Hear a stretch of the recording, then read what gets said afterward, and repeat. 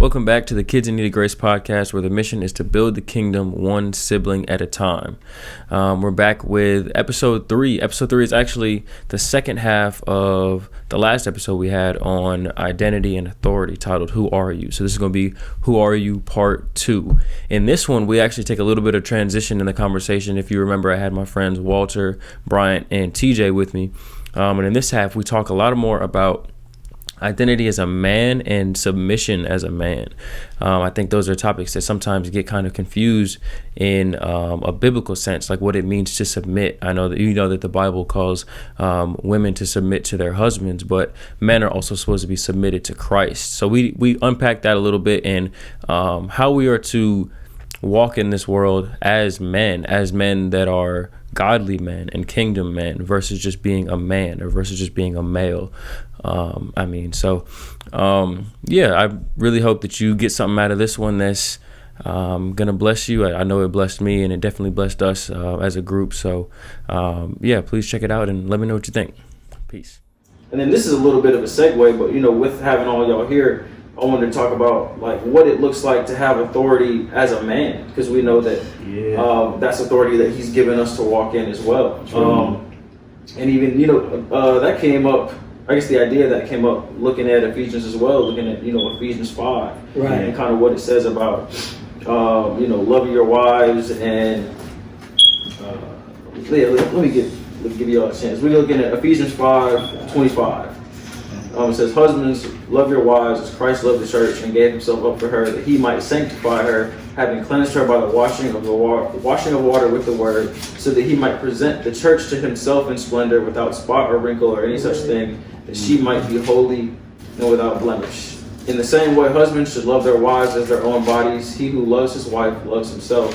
For no one ever hated his own flesh, but nourishes it and cherishes it, just as Christ does the church, because we are members of the body." Just as Christ loves the church. Like, I think it's so cool that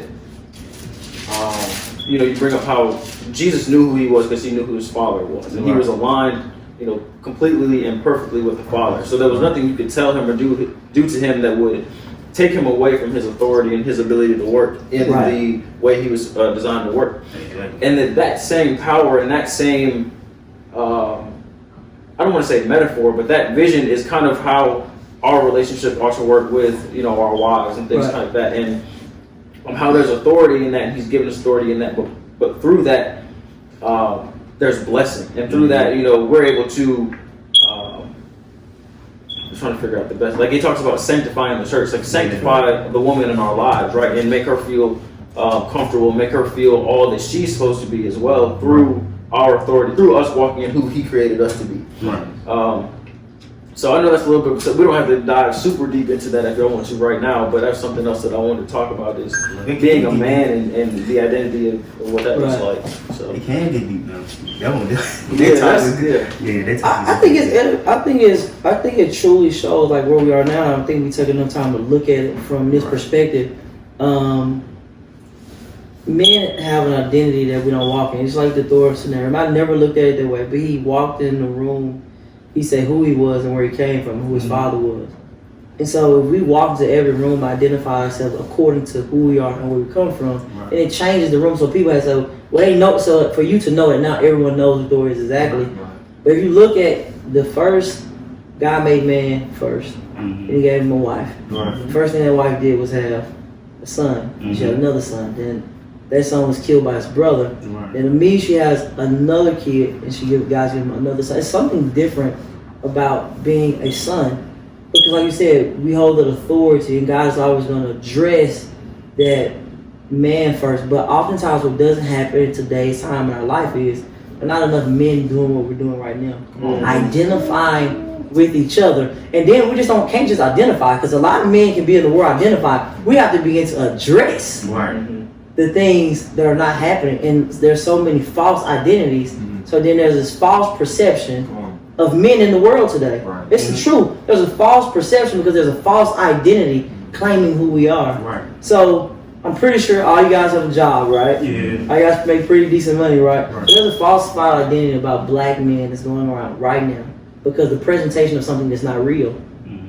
because of being sons of God, there's an identity. And I think that's the thing that God is calling us to take back. But we can't sit on the background and wait for anybody else to identify it. But it starts not with us speaking about it. It's that men addressing men and say, hey, bro, you really walking your identity. Right. I think that's the beautiful thing about us coming together and talking. It's like, man, let's get together and talk about real life things. Like, yeah, we go into the Bible, but there's this realistic life we have to live in. An example you gave was so true because, like, how many people go live a life somewhere else, following behind someone? And listen, you're following behind someone that you should be leading. Mm-hmm. You know what I'm saying? So God said, it's not that they can't work. Right. But when you went, you was out of position because you weren't taking someone with you, you was following someone. So I got to take you back to a place to give you back your identity, which is your authority. You see what I'm saying? So God had to send somebody. You said a woman, right? God had to send, watch this now, let's pick this out. God had to send something that was connected to you. So she wasn't your wife, but in that moment, God said, I want to be your real. So she had to come and she said, I'm going to sit with you until you go back to the place where you can identify yourself because you're supposed to be leading and not following. God made you address self. And that's what I'm saying. So I'm so blessed to be in the room with y'all. Like, it's like, off camera, man, we laugh, we joke, man, we do our thing. But then, like, when we break it down, like, man, we have to identify where we are. You know what I'm saying? Like you were talking about Cordell earlier. It's like, man, like, I kid you not, man, last weekend, man, worship. Man, we brought you up. And I definitely want to give you your flowers right here, bro. Yeah, you got to. The example you're making on his life, man, want to bring me to tears, bro. Yeah, bro. The example that you are leading in his life, and the story you shared today, man, he wouldn't have his identity if you weren't walking who God called you to be right now. Bro, that's so crazy. The man was brought to tears. What he says, man, he said, Brian never forced me to come to church. But he had my back. He loves me. He keep pouring into my life. But it wasn't the fact. But I said, man, I want to give you your flowers like you. Man, it made me want to cry. The man was in tears, bro. Like literally, he was sharing, man, his testimony. Yeah. And man, his struggles, man. But he was saying, man, he said, man, he has got my back. He never gave up. He never gave up on me. And he said, and man, the beautiful part about it is like when you take religion out the room, the man says he was never pushing me to come to church. So for somebody that didn't grow up in church every Sunday once we got older, man, it touched me because it's saying, man, there's still some people out here know the identity. I don't have to take you to a building to show you the love of Christ. Mm. And man, when I saw him over there, bro, and for you to share that story today, man, it's like I said, man, it made me tear up because the identity of love, man, his sisters couldn't do it. His own father couldn't do it, but there was a man that identified there's a way I must walk. And I want my cousin, someone next to me, to walk this way. And man, the dude, like, man, you changed your life for him. He's going to be a mighty man of God because you recognize your identity. And you begin to share with him who his identity is. And man, so bro, I thank you for that because I would have missed that moment if you wouldn't have been there sharing with him what his identity is. That's amazing, bro. And I didn't even know we were going to come here. Like, I was trying to go there, but my bad. We should have some tissue in the room. My bad. I didn't even know we were going that deep. I appreciate that, though. Like, yeah, for real. I mean, almost never had to give you that. And I guess since we just giving flowers around here, bro, I gotta thank Brian again too, because like, just the thing that he's doing with the community as far as like y'all might not know, Brian got us in a group message, like trying to show us how to properly be men, like not males of God, but men of God, right? And so like even like the beauty in this room, bro, like. Yeah, we are children of God, but we are called to be men of God as well. And I feel like that's what's misconstrued in the world now. Like we don't have enough men. And like what Tony Evans was saying, we really don't, bro. And what happens is you create damaged family, you create damaged women, you create damaged children, damaged sons, damaged daughters, just because you didn't choose to be a man in a relationship. Yeah. Not only just a man in a relationship, a man in the world, bro. Because there's a lot of people that's not in our intermediate relationship that we are called to minister to call to be a father figure to. It's a lot of fathers that's not fathers. You know what I'm saying? And so it's the beauty in that. And I feel like it's the beauty in us recognizing it. You know, because like I said, it's a thing that we don't always see. We tend to like just, oh, well, it's all right. But no, you gotta identify that, recognize it, and address it. Like you said, you gotta address it. You gotta address it. I think what was really first, I'll thank you as well. Oh man, we're trying to be husbands out here. All right, and it's crazy you said that because as of right now, I'm walking in there. Right. I have a fiance. We about to get married. So as of right now, if God hasn't done anything, He has brightened my vision when it comes to being a man and a husband. Yeah. When I tell you, every morning is Ephesians 5, I'm like, Lord, like, and I'm like, and it was to the point where I'm like, Lord, like, it's been times where the Lord's like, all right, study this, go back over. Right. But it's been like every morning, like, go back over, go back over, go back over. And I'm like, why? He's like, so therefore you can know your identity within this marriage. Yeah. Right. I need you to know this. The only way that you will be able to lead her is through the Holy Spirit and through me. That's That it. is the only way when it comes to any argument, how to handle her, how to handle the kids, anything that's in the house, you have to come to me. And that's the reason why I'm giving you that. So therefore you don't forget it. Right. Because it be so many times you live in your life and bro, it's crazy because he gave it to me 7 days in a row, and on day 8 I forgot. I'm like, man, okay, Lord, I see why you saying go. I'm Right. sitting here like, all right, but it's a reason why because the Lord's like, we need that. I'm thinking about Romans 12:2, and it's basically what is it? Renewing your mind. Right. Oh yeah.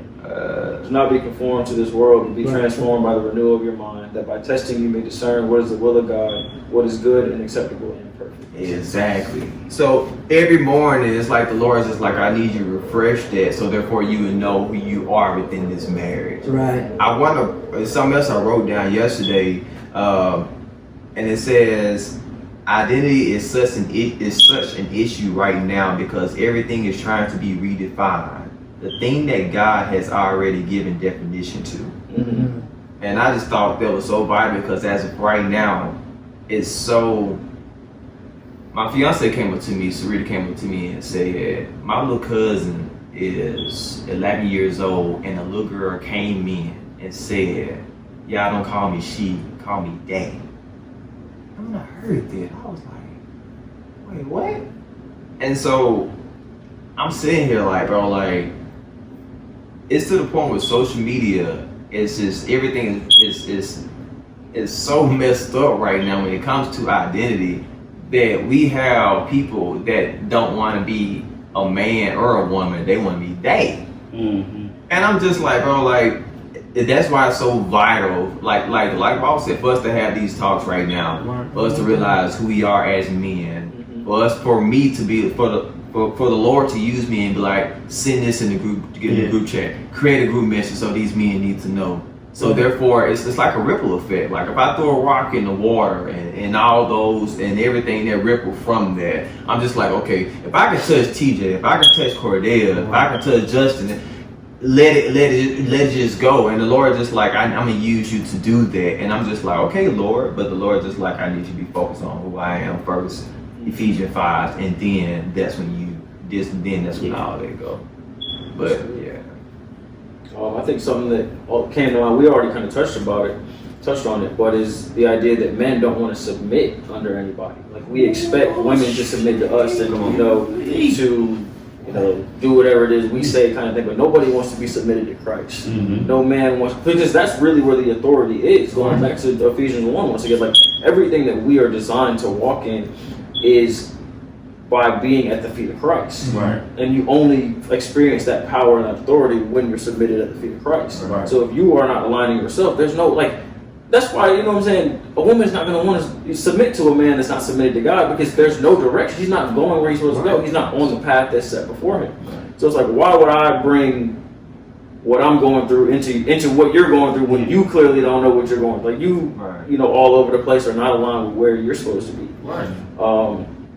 And that's what that requires submission. That requires, recognizing I don't have all the answers. That, as strong as I may try to put on like I am, or thinking that I have, like, no, I need God. Like I need Him to direct my path because He created me. You talked about, I forget exactly what you said, but I thought about, being like the potter and the clay analogy in Isaiah. It's like He created us. He is the potter. We are the clay. We are molded into who He designed us to be. Because when a potter molds something, they mold it with a purpose. they mold, you know, a bowl or a cup or whatever it is, like there's a purpose that comes within that, right?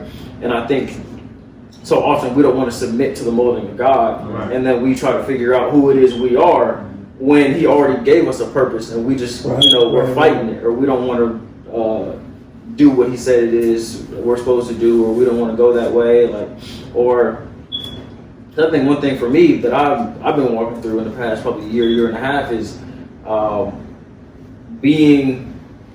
working in a place that I didn't think I was going to work in, or that I didn't want to work. Like I had plans for myself to, you know, be in a big city, New York, Boston, or whatever, and I was going to do my thing out there, blah, blah, blah. And the Lord was like, no, I need you here. And for the longest, I fought it. Like I didn't want to interview for the longest. I put it off for the longest, all this type of stuff. And then where I'm at now ended up giving me an opportunity that was just so much better than what I even wanted for myself. Right.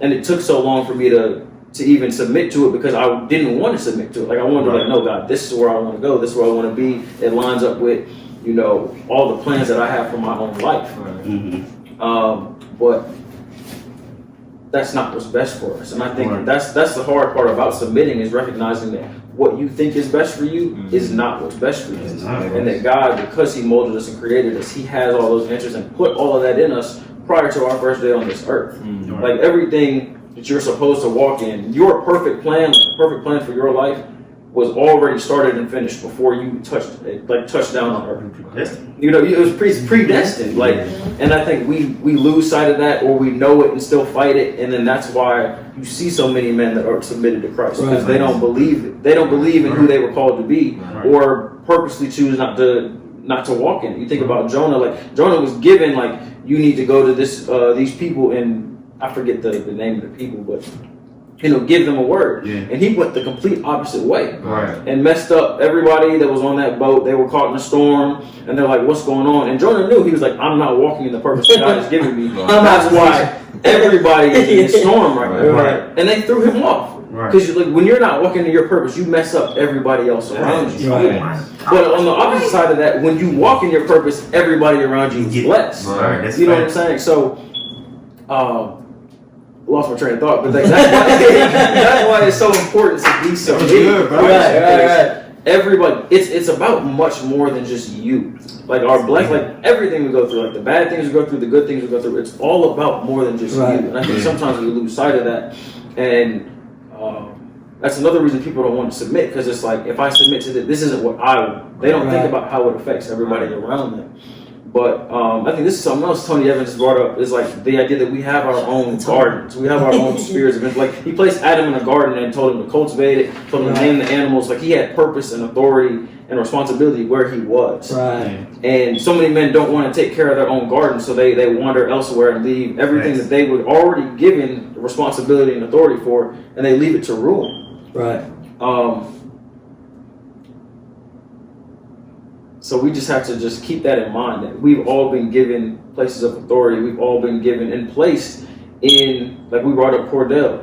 Like Cordell has placed you specifically, Brian, in your life for a reason. Like, because you are that figure for him that's, you know, molding him and building him up. And then even like, you know, the fact that we all, you know, are in this room now. Like 3-4 months ago, we didn't know each other like that. Right. And now you see how God is working, how, you know, our gardens, our spheres of influence could connect and come together so that we can be here in this moment and building each other up, but also building up those around us, and then anybody that gets an opportunity to hear this through the podcast or YouTube, you know, whatever comes of it. But like, he's always working in the spheres of influence that he's placed us in, so as long as we are willing to submit in and walk in the authority that he's given us.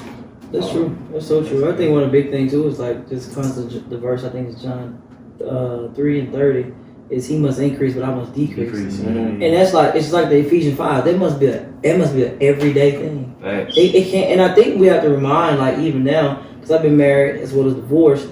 But when you're out of position, see, like somebody in the world can be out of position, it's okay.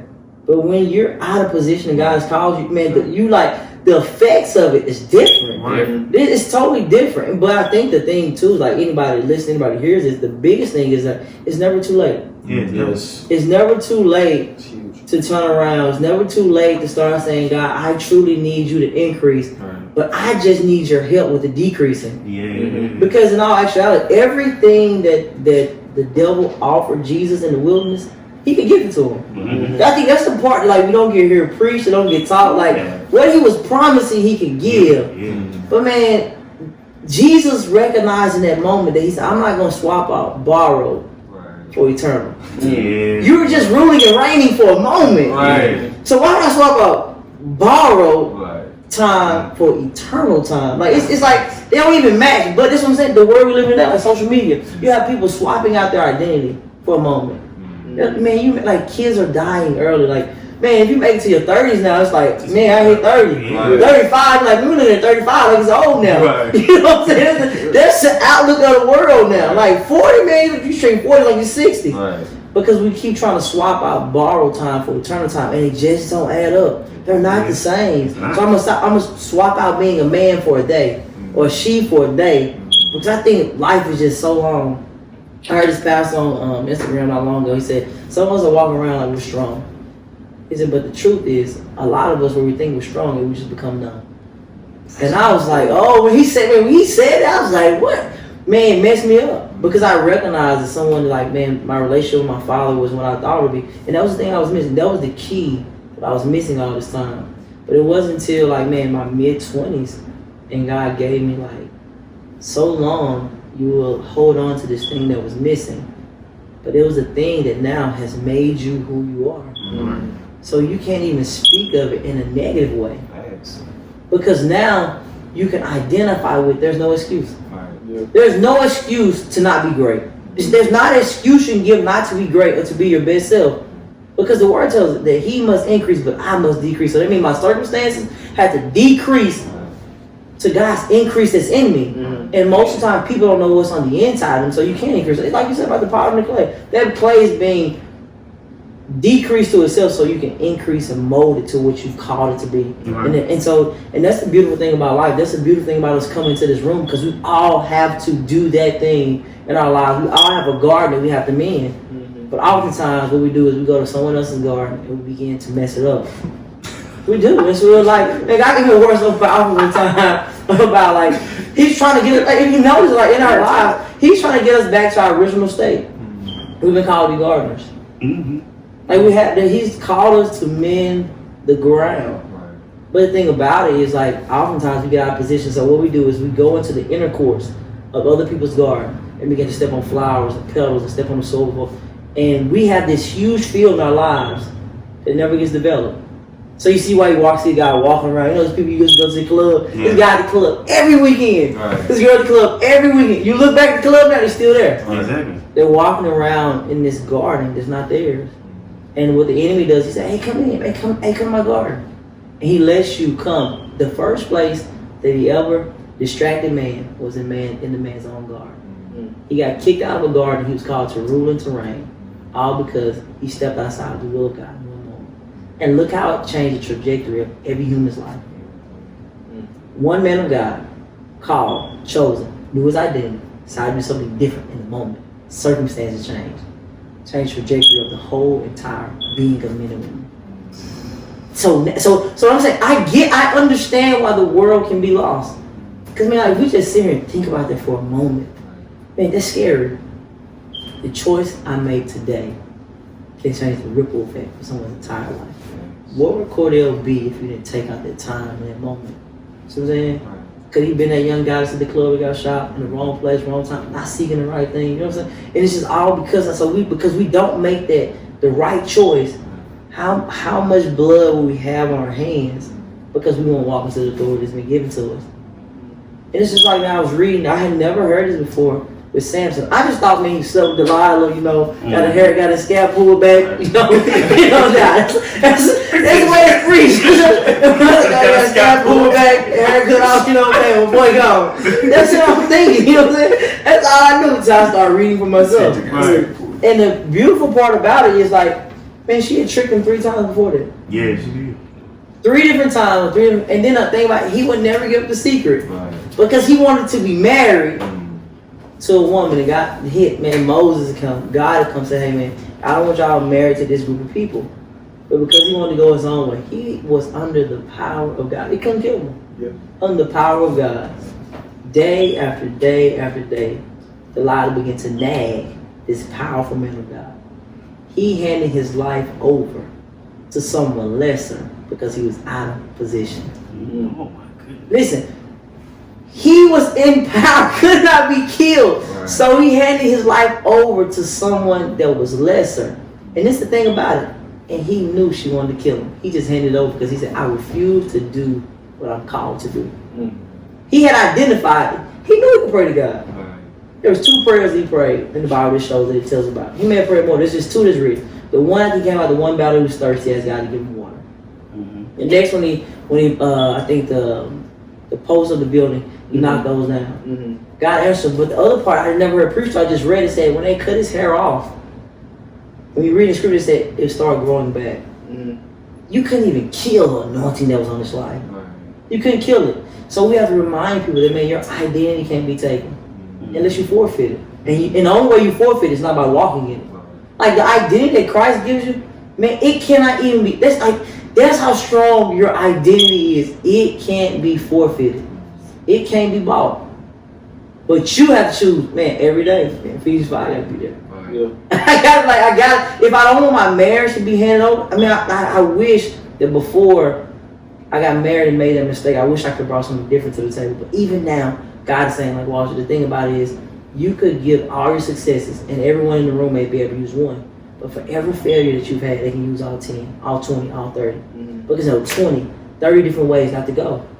So what all of us bring to the table, I know it's coming soon in this podcast. Like, where have we failed? Right. Where are these broken men? Where have we molded this world around us? And like, man, my hand was out of position. I was out of place. And now the things around me are just as broken as I am because I'm out of position.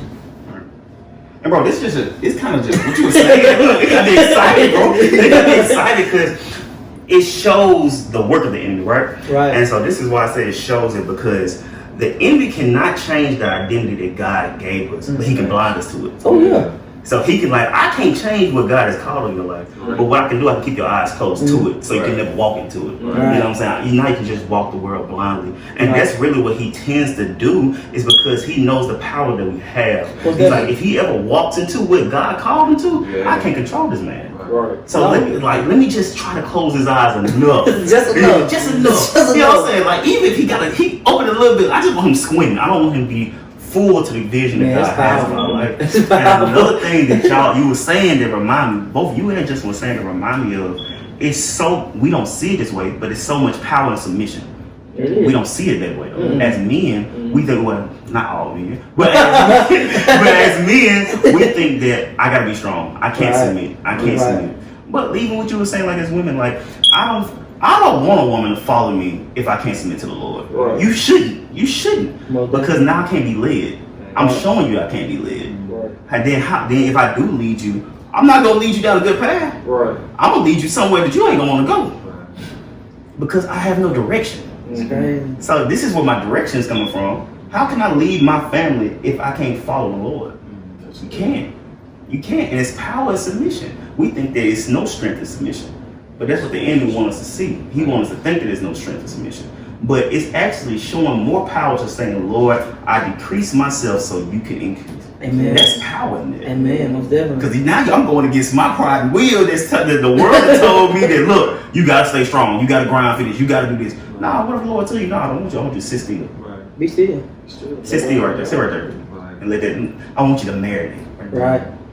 But your inside, like, Lord. What you been trained? What you been trained to do? It's Like, you've been trained. Like, it's been, we're trained to go to work. That's We're exactly trained to what like it do this. is. We're That's trained to right. like bring all these things to the table. Right. And so in all actuality, there's this identity. Even with some women, like this man's supposed to take care of me, man. Like in all actuality, like God is really the provider. Yeah. You know what I'm saying? But so and we do it because we've been trained to allow people to come to us first. We seen our grandfathers do it. Our fathers are like, we go to them first. Because we haven't been taught to say like, man, God will provide. And so we're just provisionaries of the vision of God. What he provides, we're just provisionaries from that. Yeah. And so it's something he said, I want you to trust in me so much, I'll give you the 100%, and you just give me that 10 back. And I'm still gonna bless the 10. Come on. So listen, man, he said, I'm gonna provide the 100. Right. I'm gonna give you the 100. He said, I I believe in myself first and who I called you to be second. I want you to give me the 10 back and watch how I bless the 10. If I bless the whole 100, you wouldn't want to come to heaven. Right. So I got to bless 10 because I got an eternal place for you to come to. Right. And as you was talking, it came to me so clear, man. About men and women that walk in our identity. How often do you miss the love of your life? You're praying to God want a husband. Praying to God I want a wife. But I won't decrease so that he can increase. And I keep missing him. I keep missing. When my moment comes, I'm missing my moment to marry the woman that wants to be married. Right. But I'm not submitted. And there's areas of life where she's not submitted. So here we passing each other. Passing each time. She just went through the worst breakup of her life. I just went through my divorce, whatever the case may be. And like I say, man, the person like y'all supposed to meet this time, but so y'all so broken. Right. From not That's a decreasing so that I can increase in you, so you're missing it. Right. Like you are missing all the lovey-dovey stuff you want. You're missing that. And let's be honest, we've all dated someone at some point. And if our actuality, like, we missed it. In some of those places, we had to overstay. We stayed entirely too long. Like I'm just like, I can go back and get some of my overstay back home. Man, I'll be dead, man. I'll be in a different spot. Right. But I'm thankful though, because I can't say this. Like it has trained me now to like, man, like, hey, nah, like you know, like I'm at the point now, like, hey, she can't pray. No, what can we do? Like you don't even know how to pray. Like what can we? If you're scared to pray out loud, I mean, yeah, it's no need for us to go on a date. Like you scared to pray out loud. Like where we at? Because like now you've identified who you are, man. Why would you settle for anything less when you know who you are? Right. And people love to think that they can convert. Man, I wish I wish we had that much power. We don't. Mm-hmm. Like just think about when we were walking out in our worldly life. Man, your own mama couldn't convert you to the church. Grandma, all the prayer she prayed couldn't convert you. Somebody said, "I got faith in God, and one day He gonna turn around." They got my baby gonna turn around. They had to put faith in God that they're gonna turn around. And so, man, like you can't convert somebody to a form of decreasing. It's a submission that must take place inside of that person, like you said. It's something on the inside of me say, I gotta submit. I gotta submit to decreasing if I really want to increase. And that's what it takes, man. That's the beautiful part about this. Like all of us saying we're gonna take time in our day. Like, man, Brian bought equipment for himself that he gonna do his own thing with. But he was like, God, this must be you. Like, I ain't gonna get off the ground by myself. I'm gonna start now. That's the end of another amazing episode. I just want to give another shout out to my friends Walter, TJ, and Bryant for taking the time out of their day to just sit with me and just have a conversation about manhood, identity, authority, submission, and everything else we got an opportunity to touch on. With that being said, I'm still working on a couple episodes, still working on lining up some special guests as well. So stay tuned for what's next with Kids Need Grace. Thank you just for being a part of this. If you're on YouTube, can you please like, subscribe, share with a friend? If you're listening on Apple Podcasts or Spotify, leave a review, 5-star review. Just let me know what you think. And feel free to hit me up on Instagram, TikTok, YouTube, wherever the case may be, with any recommendations you have for topics you want to hear or prayer requests, whatever the case may be. Hit me up. I feel free to just reach out, and I'll promise I'll do my best to get back to you. So with that being said, stay tuned. We got a lot on the way, and I hope to see you for episode 4. Peace.